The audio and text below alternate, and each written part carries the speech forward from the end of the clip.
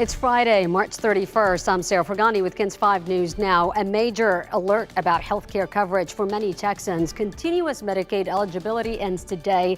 The Texas Department of Health and Human Services reminding everyone you will now have to renew your benefits if you're eligible. The federal government had declared a public health emergency in response to the pandemic and passed a law that allowed people to keep Medicaid coverage eligibility.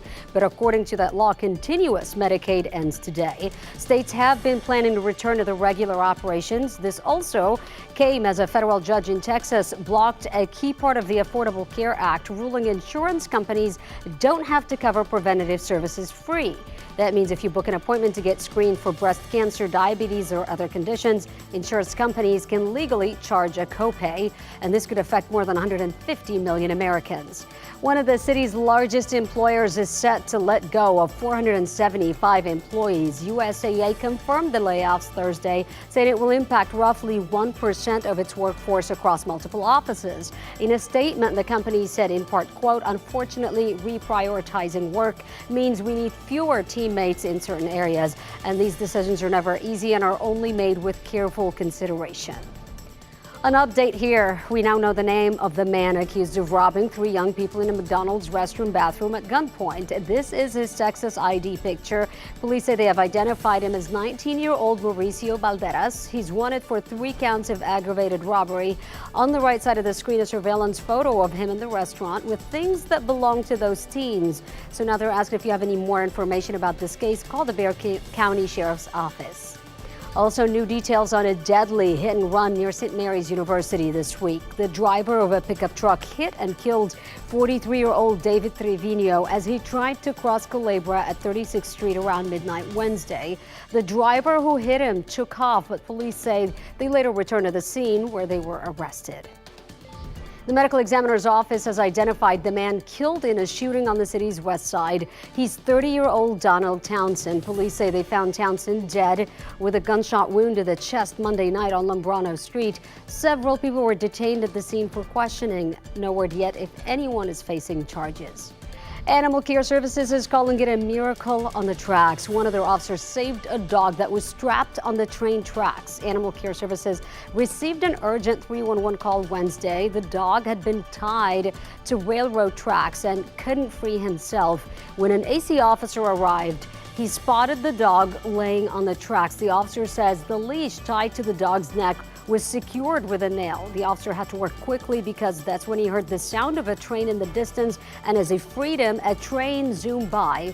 ACS says they're not sure if someone intentionally tied him to the tracks. If you saw anything suspicious related to this case, ACS is asking you call them 311, and the dog is available now for adoption. An important update for Bexar County taxpayers. On Monday, the Bexar Appraisal District will mail out more than 600,000 notices to tell property owners their new appraised values. That includes those whose value has increased more than $1,000 the prior year. County taxpayers are expected to see an average increase of 15.8%. The notice will not include an estimate of taxes. But if you plan to appeal, you have until May 15th to file it with the Appraisal District. Lines at the Hidalgo Port of Entry will likely almost double by this weekend when the Holy Week holiday in Mexico begins. The time between Palm Sunday and Easter is a spiritual time, but also has significance for visitors from Mexico who come to San Antonio to visit family, shop, and vacation, which is a huge boost for the state and local economy. And enforcement is top of mind, especially now. Those enforcement inspections are not going to be relaxed for any holiday season. Our priority is to ensure that people are making entry, are doing it lawfully, and there's no prohibited items or any narcotics involved in those entries. That includes restrictions on eggs. No fresh ones are allowed. Casquerones, an Easter favorite, will also be limited to 12, according to Customs and Border Protection.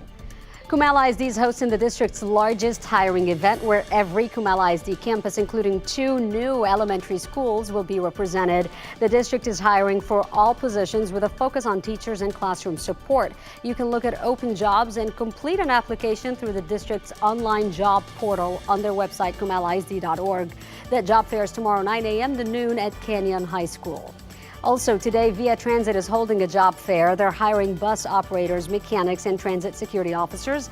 Via is offering paid training for new operators along with hiring incentives. Today's job fair runs 9 a.m. to 1 p.m. at the Via Metro Center on San Pedro Avenue.